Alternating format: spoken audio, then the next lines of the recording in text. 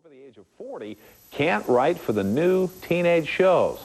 And by now you may have realized that, and many of you are parents out there watching right now, that the Federal Communications Commission, better known as the FCC, has developed parental guidelines for the shows that are aimed at children. You might see them pop up in the corner of the screen when the shows begin. They are there, but a lot of folks are confused. They really don't know what they stand for. So let's go through it right now.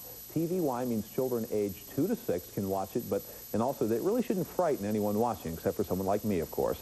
TVY7 is directed at children ages 7 and above, but some fantasy violence can occur, just for parents to watch out for that. Moving on to the general audience guidelines now, TVG, although referring to the general audiences, means that parents should not be letting the children watch the show alone.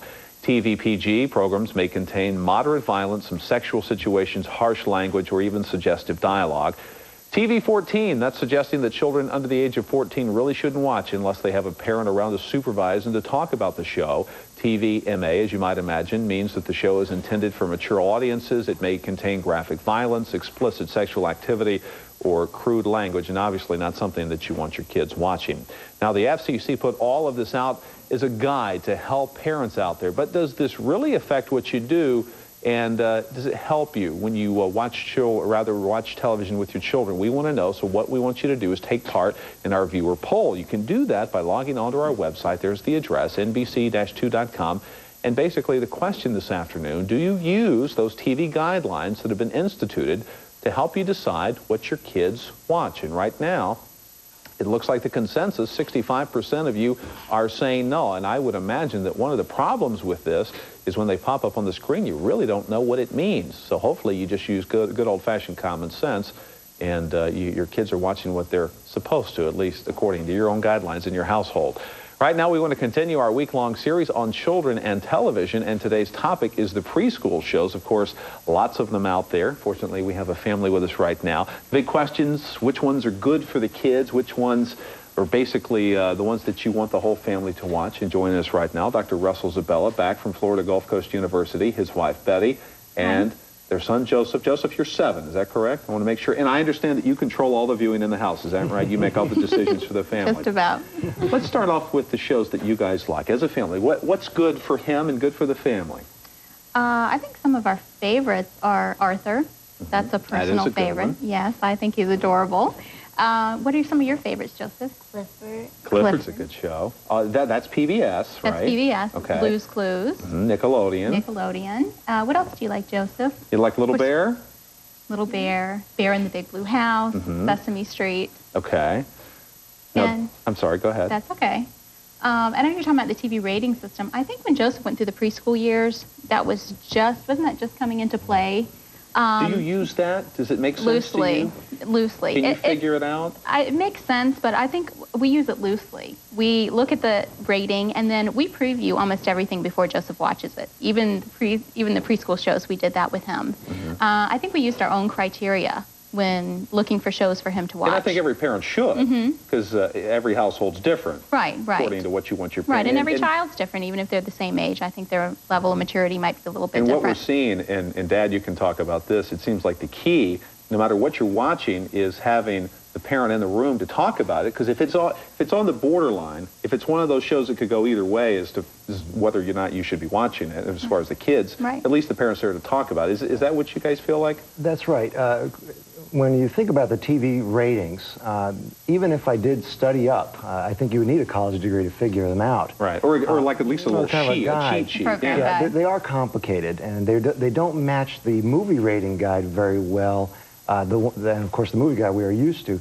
But my thought, Trent, is that even if we did understand what they were, it's still leaving to someone else's judgment what it is that my kids should be watching. And so, as Betty was saying, we use them loosely, but good old-fashioned common sense, supervision becomes very important. And the other part of that is that television is just a medium for delivery. It delivers entertainment, it delivers information.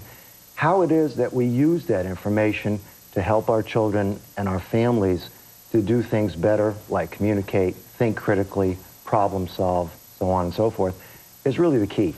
And that will not happen effectively unless it happens with close supervision and when it is only a shared experience within the family. Quickly, let's talk about some of the great shows that are on right now. There are some good ones. Some of the shows that I really enjoy watching myself. I'd probably watch if they weren't in the room. Of course, Sesame Street, the old institution. Is it still bringing to the table what it always has, do you think? It is.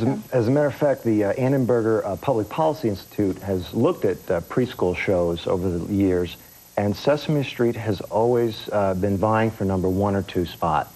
As we watch Sesame Street, one of the things I've noticed is they have kept up with the times. They've introduced technology.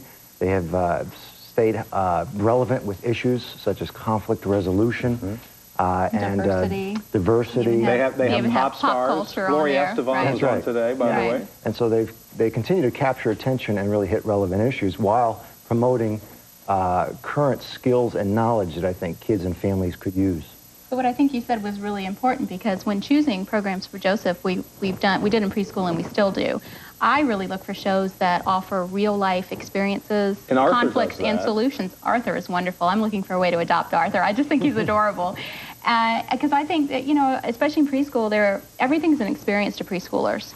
And, you know, scraping your knee or being called a bad name, learning to brush your teeth, it's all an experience. And these shows are really great, especially ones on PBS, are really great at showing these experiences, showing the kids how to resolve conflicts or issues, or I think that's one thing that I really look for. But I think there's really no substitute for really good and strong parenting. And I think that if really chosen well, I think the shows can be a really good tool for parents to reinforce what you're already teaching at home. And I think that's really key. It's a supplement and something you can use to hopefully teach the values you want to get across. I think you should do it. You should start at home, but I think that if you choose the right programs, I think they can really aid and really reinforce and you know, programs. Children really listen to them. All right, good deal. And we obviously hope that you watch these programs when you're not watching the news here on NBC2. Of course. That's right. It's a nice balance. By the way, that's, watching the news is also included in that. Sure. We do that and talk about the events and the reality. Do it as a family. Yeah. All right. Once again, we're out of time. Goes just like that. All right. Russell, Betty, Joseph, the Sabellas, our new TV critics in the house. Thank you very much. And hopefully we'll get to talk to you throughout the coming days and weeks. All right. With more news, now here's Jessica. Jess.